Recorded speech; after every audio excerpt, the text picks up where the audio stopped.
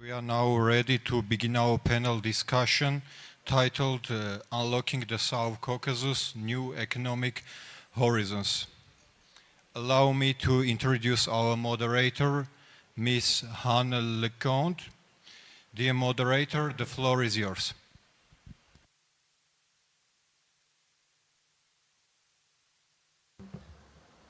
Can everyone hear me? There we go. That was the fastest settling of a room I've ever seen. I commend all of you on being prompt with your 2 minutes. As was mentioned, my name's Hanne Leconte. I'm the Executive Director of Concordia. It's my sincere pleasure to be on this stage with such esteemed individuals to discuss a critical topic. The title of this session is Unlocking the South Caucasus, New Economic Horizons. As we heard earlier today from President Macron, this is Armenia's moment, but this conversation will extend beyond. Armenia, as we all know, is emerging as a hub of opportunity. Geographically positioned at the crossroads of Europe, the Middle East, Central Asia, it offers a growing tech sector, a highly educated, skilled, and young workforce, transparent investment rules allowing 100% foreign ownership, and a government actively diversifying its foreign, security, and economic policies in this very room. All of this opens immense opportunities for Western capital. Even today, we had a high-level commitment that we'll speak about regarding a strategic investment from the EU on projects related to digital infrastructure, semiconductor skill sets, innovation ecosystems, and private investment mobilizations. However, none of this investment will work if we can't unlock the mechanics of physically and logistically working through Armenia. So, this session, Unlocking Armenia, can it tackle infrastructure risk as well as address the geopolitical risks necessary to increase foreign direct investment? We think yes. TRIP, when fully implemented, would enable one of the most consequential logistics transformations in the region in decades, strengthening regional interconnectedness between Europe and Asia. Proponents describe it as a test case for peace through prosperity. Moreover, Armenia's deeper integration and prospective accession to the EU would open a second track of economic opportunity. Western firms can easily take this moment for early positioning to offer a first-mover advantage with long-term strategic returns. Our panel is uniquely poised to talk through how we actually get to there, bringing their expertise to define both the scope of the potential as well as the next steps necessary to achieve this. We will follow our conversation with a Q&A, so I encourage you to be prepared to participate as well in this important discussion. But first, we'll hear from our speakers. To my right, the Honorable Vahan Kostanyan, Deputy Minister of Foreign Affairs for the Government of Armenia. Welcome. We have Sonata Kolter, Deputy Assistant Secretary at the Bureau of European and Eurasian Affairs for the Department of State. We have Mzia Georgobani, excuse me, Mzia. Actually, I skipped that. We have Adrian Kelly, Adrian Kirali, Director of Eastern Neighborhood and Institutional Development for the Director General, or DG, for Neighborhood and Enlargement Negotiations of the European Commission. Next, we have Mzia Georgobiani. I just needed the second chance. She is the Deputy Minister of Regional Development and Infrastructure for Georgia. And towards the end, we have Murat Aslan, Senior Researcher for SEDA in Turkey. Welcome, panelists. I'd like to begin the discussion with an overview of the opportunity, and the very best person to speak to this is the Deputy Minister. Honorable Vahan, Armenia has passed legislation formally launching its EU accession processes, and this period of European summits, including the very conversation happening today, mark a westward lean in foreign policy. How does the Ministry of Foreign Affairs view the relationship between EU integration and TRIP? Are these two parallel tracks, or does one reinforce the conditions for the other to be successful? Thank you very much, but before answering your question, I guess we agreed that we are going only to use names. So, moving forward, purely good. Vahan. Excellent.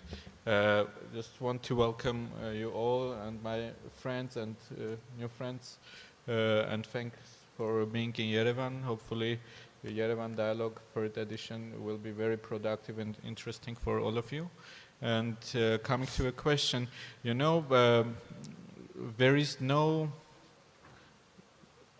the processes that you mentioned, the deeper cooperation and integration with the European Union and trip, but in general, the opening of communications in the region, there are not even parallel processes. There are two components of the same process, which I would call building prosperity and prosperous Armenia. We do believe that the opening of the borders in our region will definitely become an advantage, not only for us and for Armenian economy, but also for South Caucasus. But the impact of the opening of communications in our region will go even wider than South Caucasus, because our region nowadays, given also the logistical disruptions that we are seeing in different parts of the world, has a really big opportunity and competitive advantage to become link unimpeded connectivity between Europe and Central Asia.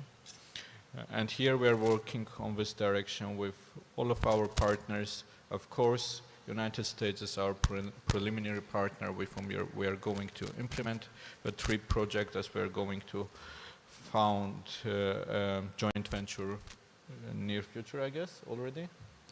And with EU we have multiple projects which are related but not limited to connectivity.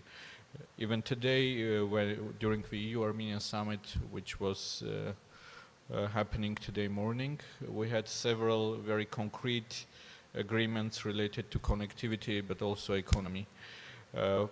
Just to mention a couple of them, we agreed that Armenia and European Union are going to launch connectivity dialogue. We're going to launch transport dialogue with the European Union. We published a declaration on partnership when it comes to the issues of connectivity. We agreed that we'll be working much more on energy and other issues. And for example, coming to energy, now we agreed that the European Union will support a project to build storage capacities in Armenia. And why and where the storage capacities are needed right now for the Armenian infrastructure and economy. Because an Armenian-American company, Firebird, is going to build 110,000 GPU data center and AI factory in Armenia, for which the US government and Department of Commerce gave a license to us, which was a very important political decision coming after, followed by August 8th. So we've always said these are only a few examples how things and the policies that we are adopting and we are trying to implement are complementing each other. Many thanks. And I know we'll hear from Sonata shortly on some of those additional examples or ways that the US government is positioning. But prior to going to that side of the Atlantic, I'd love to turn to Adrian. Adrian, the EU-Armenia Summit, I'm sure you're equally excited about some of these deliverables that, that Vahan just mentioned, but truly a significant step in Armenia's European trajectory. And congratulations to everybody in that room who's been a part of the milestones achieved thus far. In your role as Director of Eastern Neighborhood and Enlargement, what are your next steps for Armenia's closer alignment with the EU? Thank you very much, and good evening to everybody. It's nice to see that there are still a lot of motivated people in the room, in spite of the fact that it's a late hour. So, indeed, on the question that you're asking, well, I have to say that EU-Armenia relations have never been closer. And if we see everything that is happening in Armenia these days, it's really Tell it closer to mic so that everyone can hear that EU-Armenia relations you want me to? Okay, I will repeat. So indeed, EU-Armenia relations have never been closer than before, and if we see all the things that have been happening in Armenia or will be happening in the coming months, Yerevan is really the place to be. We should not forget that the EPC was yesterday. We had the first ever EU-Armenia summit today with all the deliverables that Vahan has just listed and even more so. You will also host COP17, so many things happening, and indeed multiple projects going on. We have, of course, different pillars in our relationship. One is the economic one. Connectivity was mentioned, building connectivity partnership, connectivity dialogue, working on transport, energy, and digital projects. But of course, there is also a very important security partnership and building Armenians' resilience and the support that we are providing there, and also the economic elements. We have a resilience and the growth plan in place, and this is something on which we engage in many different areas. We can say, of course, the visa liberalization. We can mention support to Karabakh Armenians. We can mention trade diversification, energy. So a multitude of projects that we have started. And if you ask me for today, it's a milestone. But it's also a starting point of the next phase of our relation, and that relation is a close cooperation and building on the successes that we have jointly had until now, and building the next phases of that relationship. Tremendous. So I'm sure as much as the ministry would love to relax after this climatic week, it sounds like there are a few next steps to continue working on to maintain the momentum. No rest for the successful. Murat, hello. We spoke earlier about Armenia's success equaling regional success from an economic lens. And I'd love to hear a little bit about the Turkey perspective to this. Turkey is a pivotal actor for any South Caucasus corridor or any South Caucasus space to function. It borders both Armenia and Georgia, and it sits astride key transit routes. How do you assess Ankara's strategic calculus here? Appreciating that you're not speaking on behalf of the government, but how do you see it? Is Turkey a reliable long-term partner for development, or does its multi-vector foreign policy introduce risks that Western investors are underpricing? Thanks for having me. First of all, the word reliability means there's a hesitation in terms of trust, and I don't think that. On the other hand, we may play with emotions and also realities on the ground. You can visit exactly the societal level or historical allegations, discussions, debates, but we have to come to the wisdom. And wisdom indicates us what? In terms of reliability or perception of Turkey. The current GDP of Turkey is $1.64 trillion. And with an exception of Russia, if you take all Central Asian states, other than South Caucasus, all 9 countries, including Iran, makes $1.1 trillion in terms of GDP. That means Turkey is both a transit route, on the other hand, a producer and consumer. In this sense, especially a project like TRIP or integration of Armenia to the regional calculus will benefit Turkish economy, and the vision must be must be clarified in a very broad terms, because once we are not aware of the big picture pursued, I believe, well, there will be hesitations, as can be understood in your question in terms of reliability. Well, Turkey does not want to see any country isolated in the region. Why? Once a country is isolated, you make it marginalized and expect fragilities. And our economies, societal structures, well, does not benefit or, cannot secure exactly the future by this situation or status.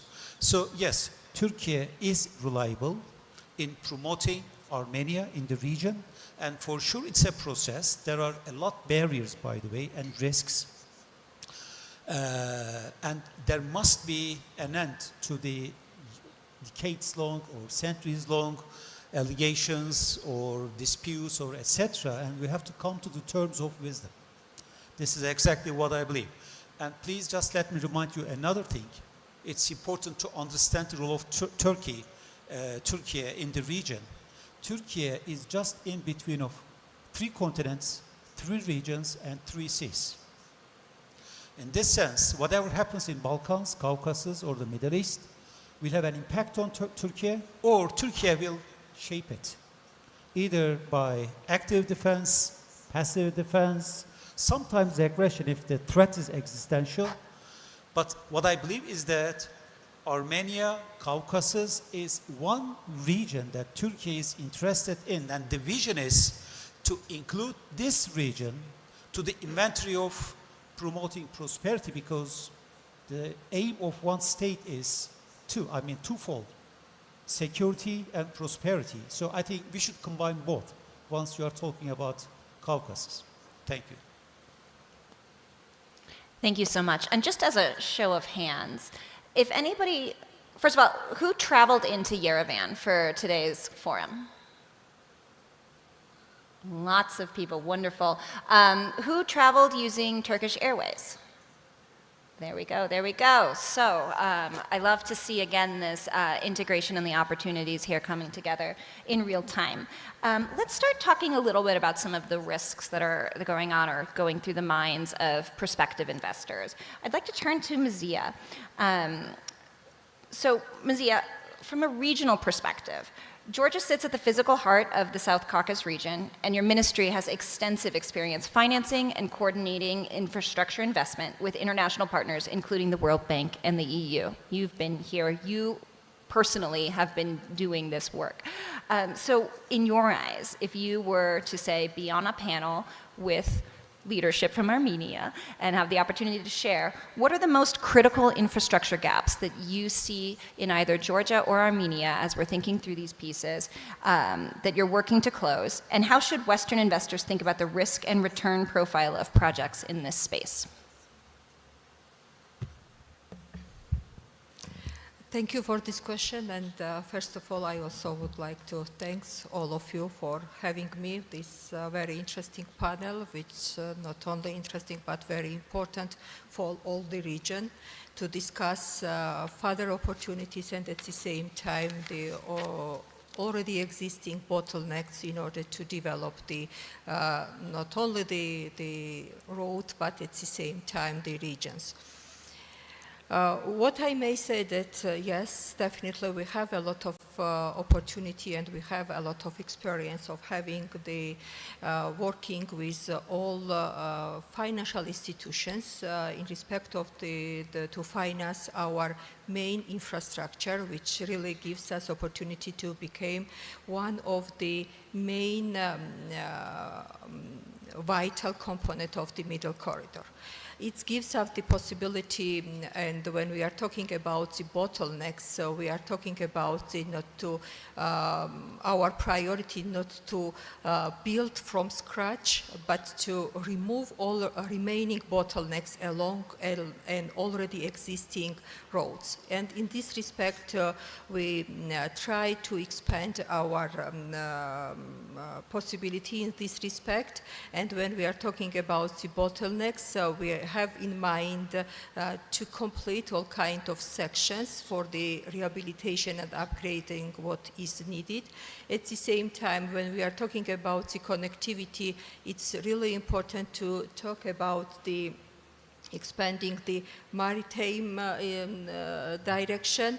In the same time, when we are talking about the connectivity, we also have in mind to have a new airport, which also give us the possibility to receive the more cargos types of airplanes. And of course, there are no connectivity without the energy. And in this respect, I also want to highlight that we all understand that the Black Sea under the cable is one of the flagship projects which is will be beneficiary for all of us.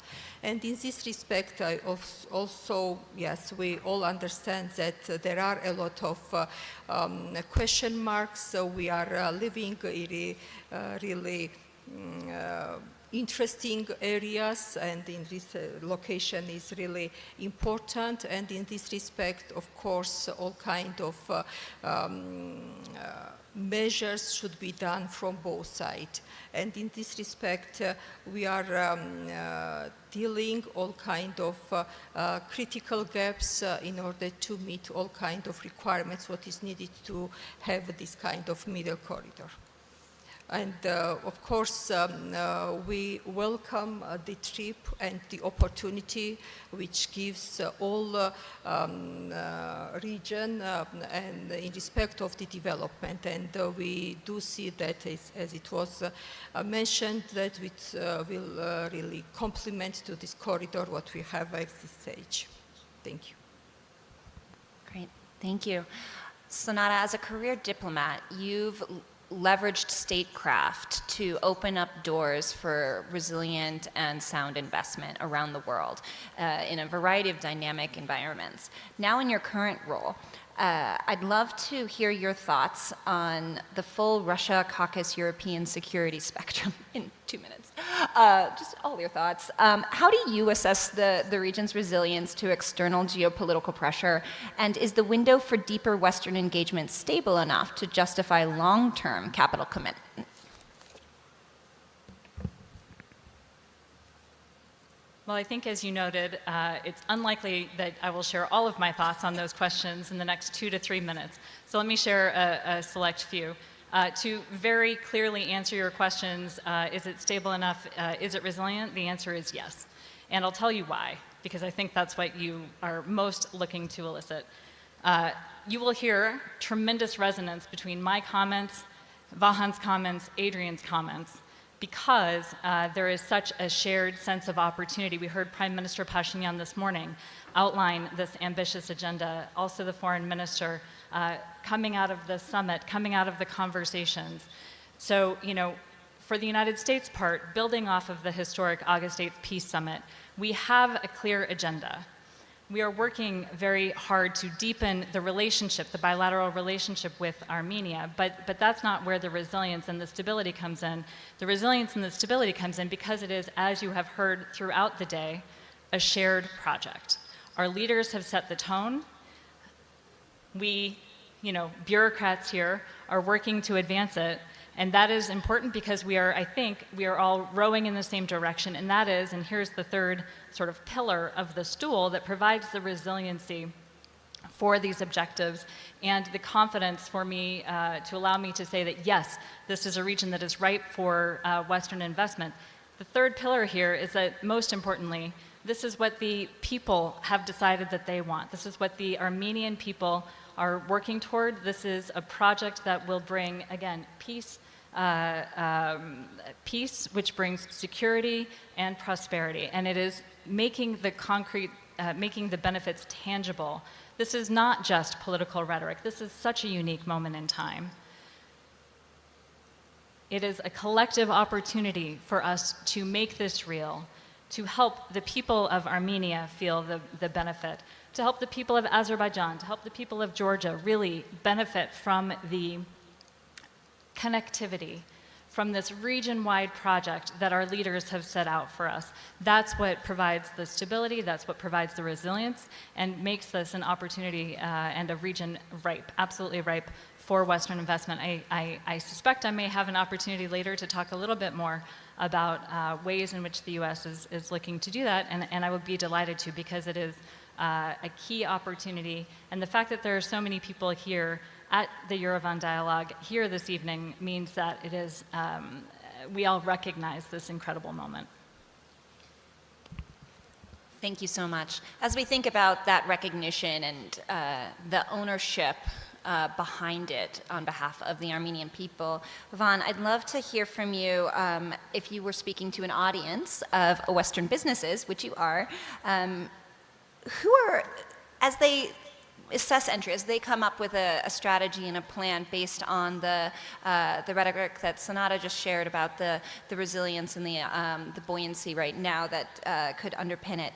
What do you think is the single most important thing that investors need to understand about Armenia's ownership of this vision and its commitment to delivering it? the single most important thing?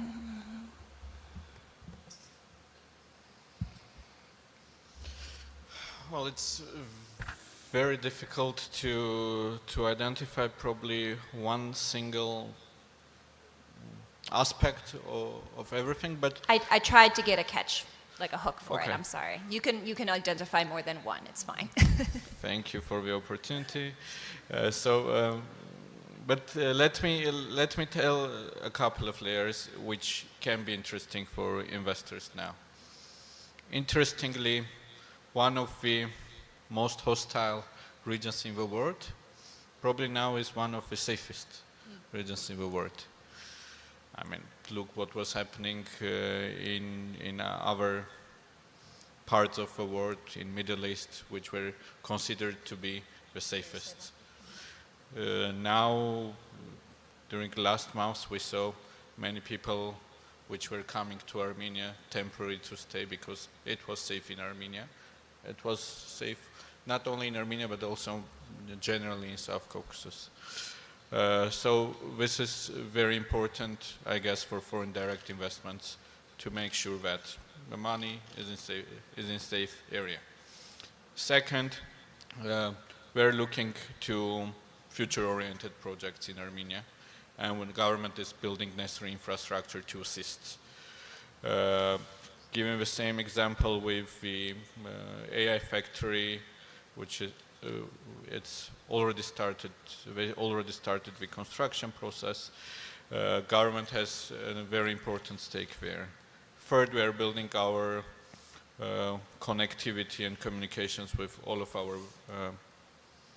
of our neighbors. Hopefully, soon with all, let's say. But for example, with Georgia, we are now working on a new electricity transmission. Georgian side and our side, we are working to enhance the quality of roads which are connecting. We are speaking about having a joint customs control on borders. We are going to have we're going to build a new airport terminal, which is important for businesses to come to Armenia. We are digitalizing the systems as much as it's possible. And last but not least, we're working to make sure that the rule of law and justice system is matching the highest possible standards. And again, here we're trying to digitalize and use e-justice systems as much as it is possible in order to make the human factor less. And here, again, European Union is one of the key partners of ours with whom we are developing the reform agenda. Thank you. Before we move the discussion over to implementation and opportunity, I want to pause just one more round on risks or anything that might drive hesitancies for Western investors. Murat, I'd love it if you could, from your perspective outside looking in, we know Turkey is a massive investor in spaces. Are there other or any risks or concerns that still need to be worked through or that should be raised? Thank you. First of all, let's again zoom out and try to understand the prominence of this region, especially for global economic health. We know that there's a problem at the very south, Hormuz, Bab el Mandeb, and think that if there are no alternatives or contingency planning, well, the global inflation will endanger all of us. All of our wallets will somehow, shrink and will disappear. In this sense, I think we can't take Caucasus out of the global reading. This is the first thing. If you take the risks, I would categorize it in three different tiers. The first one is Russia, another one is Iran, and for sure the third one is the political continuity, especially in the region. For Russia, I have a hypothesis, and I drafted this idea in a report of the Strategy Center of Romania. It was the collapse of Soviet Union as a trauma that Russians perceived the decade after this collapse as stagnation. And the withdrawal takes you to a collapse. That's why there are options and you have to be aggressive. Then we see Russians in Ukraine right now, and usually people ask, what's the next? Kazakhstan or Moldova or another country. I believe that this geographical delineation is really significant to understand the mood of Russians. And any withdrawal in this region is a risk and will ignite a competition. Because if Russia is withdrawing back from the South Caucasus in terms of area of influence that they claimed before the Russian-Ukraine war, it's a risk. The second issue, Iran.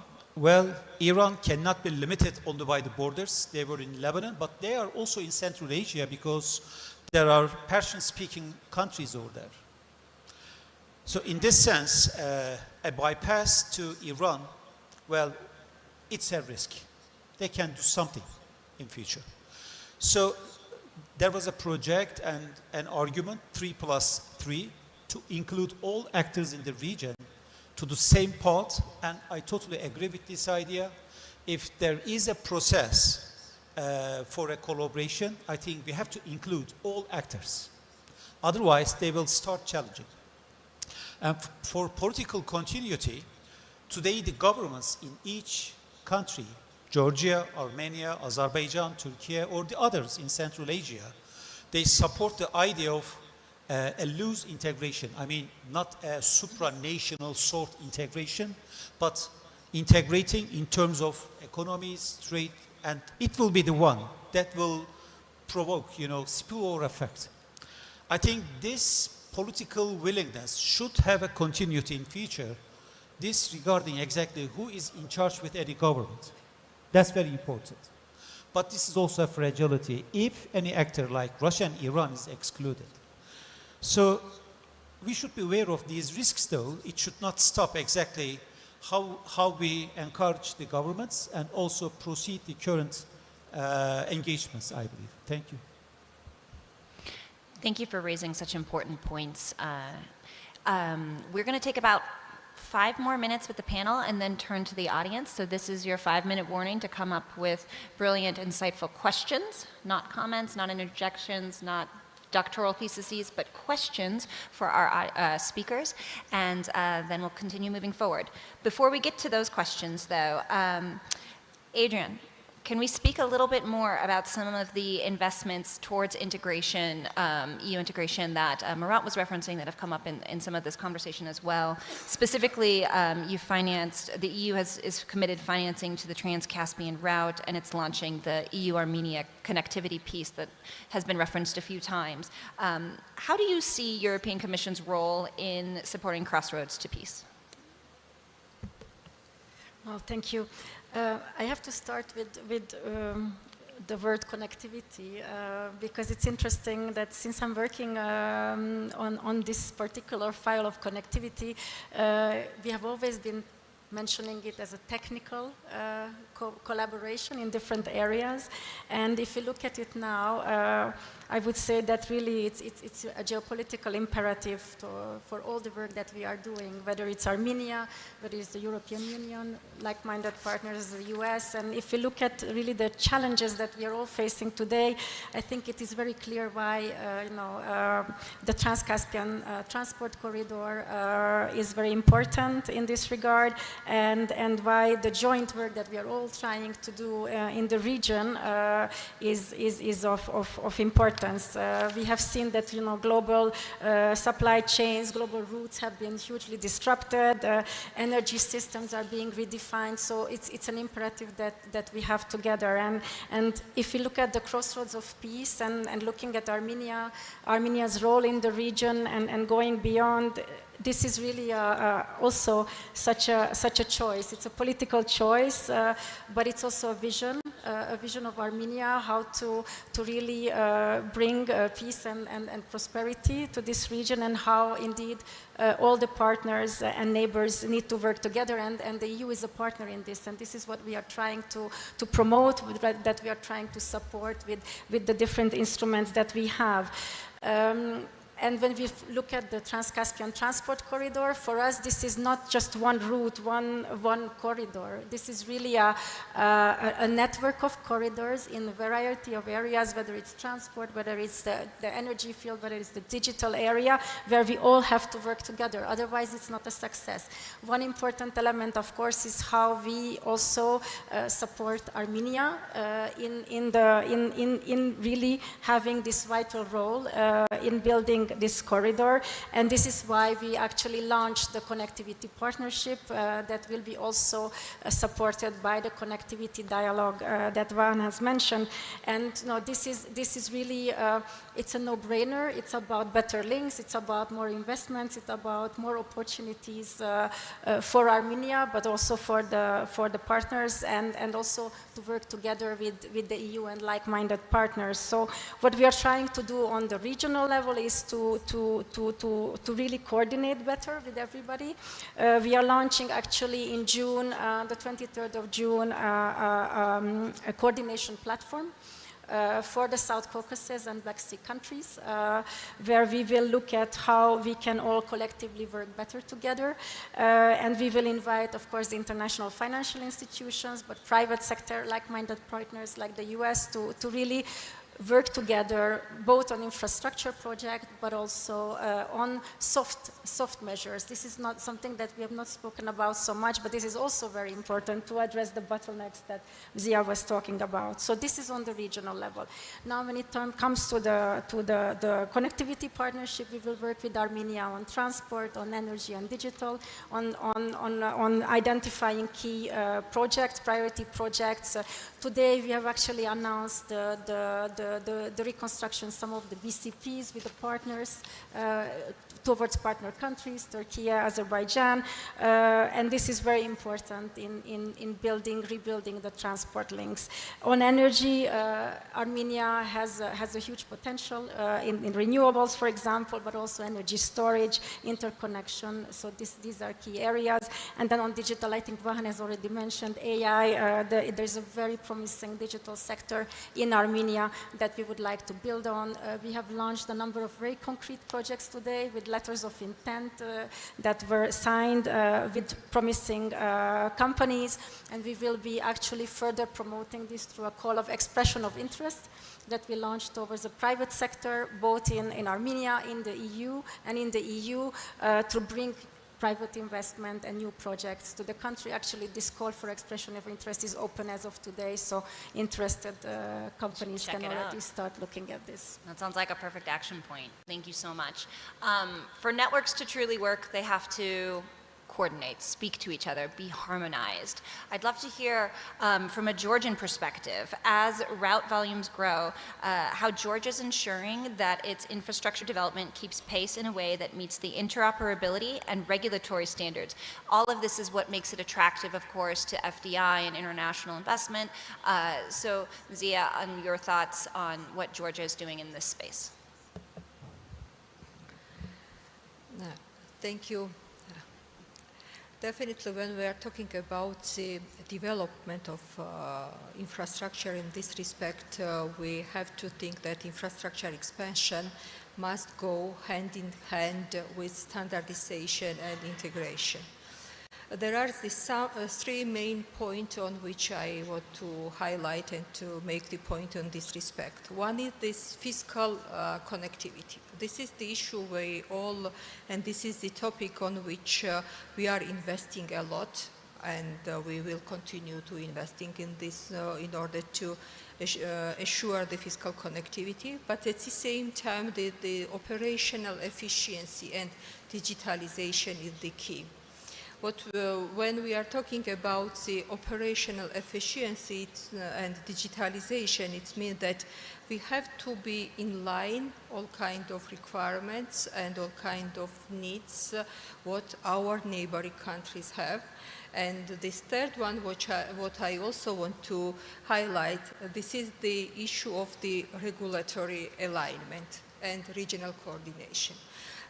This is something we have to put all together, all kind of attention and attempt in order to guarantee an uninterrupted flow of any kind of cargo, information, energy on any kind of issues which will benefit to all the countries. And when we are talking about the, in general, of the development of any kind of corridors on something, we fully understand that it will bring the economic development, not only for each countries, but the wider region. And it is also to be highlighted, and we fully understand, we all neighbor, that this kind of cooperation is needed in order to guarantee development, economic development, wider region. And as we are talking about the connectivity, and we are connecting the east to the west, and we try to find out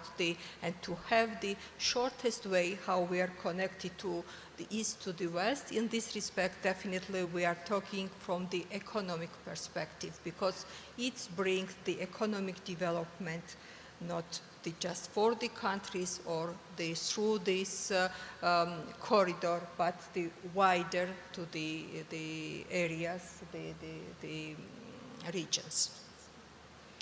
Thank you. It's clear the political will and the economic case is strong for connecting the region. Sonata, I'd love to hear how you see, I keep saying, how the U.S. government, how the administration is working to communicate this to private sector and to facilitate more U.S. investments into Armenia and the broader region. So, whereas some countries can direct their companies to work in a specific market, that is not the case with the United States. U.S. companies will go where they believe they can make money. That is how it works. And so to that point, I think Vahan's comment about the absolute importance of rule of law and predictability. Predictability in this case is key. And we are working to signal that U.S. interest, U.S. commitment to Armenia, to the South Caucasus is not passing, not fleeting, but rather this is long term. It is of critical importance. This is a key region, and the broader interconnectivity is going to continue to be valuable over the long term. To signal and to demonstrate the stability that companies need to be confident to make investments. On the political level, we've enhanced the relationship, we've enhanced the strategic partnership between our two governments, and we are working together to attract Western companies here. The United States is very proud that we have U.S. private sector investment in Armenia's first large-scale data center. We're working to build out cooperation in civil nuclear energy, but certainly these are only the beginning. And it is we are absolutely convinced that as construction begins on TRIP, as we continue to realize the President's vision for this multimodal project, that this will create additional opportunities for U.S. and for other companies here, both in infrastructure and beyond. Practically speaking, what we're doing is to help U.S. companies understand that there's an advantage here for the early adopters, for the early movers, right? There is this closer cooperation that is burgeoning between Armenia and the West is filled with opportunity. The United States has been clear that we see vibrant political relationships between countries as being underpinned by vibrant economic and commercial relationships. And so that's what we're working to develop. And as the project continues to advance, as the connectivity increases across the region, costs will go up, et cetera. So we are working very hard to help identify opportunities, to help bring in our case, U.S. companies to realize the objectives that have been laid out. Amazing, thank you so much. We'll close the panel with some thoughts by Vahan on first mover advantage and the opportunities that exist. But before doing so, I want to turn to the audience. I believe we have time for one, maybe two questions, if they exist.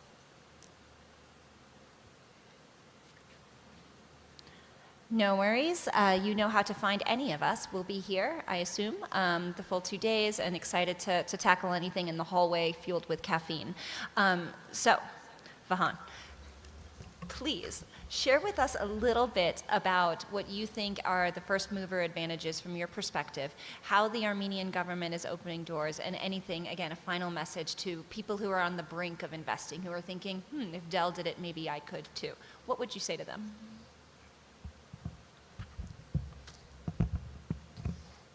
Well, this is the most difficult question for someone who is coming from Ministry of Foreign Affairs.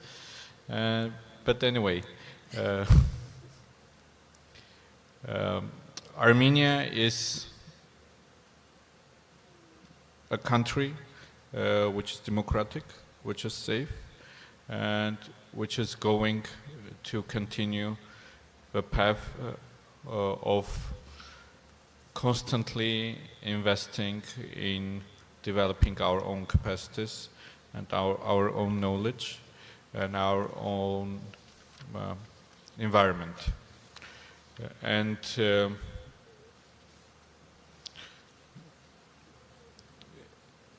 every day we are becoming much more attractive, and every day we see that bigger companies are expressing interest to come to Armenia. If we're speaking about digital, many of the famous multinationals are already in Armenia. Now we're building a new academic city. We are building a huge infrastructural projects. But if I try to be very brief, during the last 8 years, starting with the Velvet Revolution, coming to August 8, peace agreement, we numerously showed that some things which at first glance seemed to be impossible are getting possible in Armenia. I love that. I always like to try to synthesize comments to support everyone's X or LinkedIn or, chats on what came out of a panel. But as you can see, these are deep, complex issues. Every country has its unique story to tell and landscape or opportunity landscape to address, and none of it can boil down to one single word. But I have three. So first, the impact for the region, the economic potential, it exists at scale. So it's not just about unlocking one piece, but the potential for dominoes to line up and for this to be a truly meaningful moment in time. Second, that connectivity is a geopolitical imperative.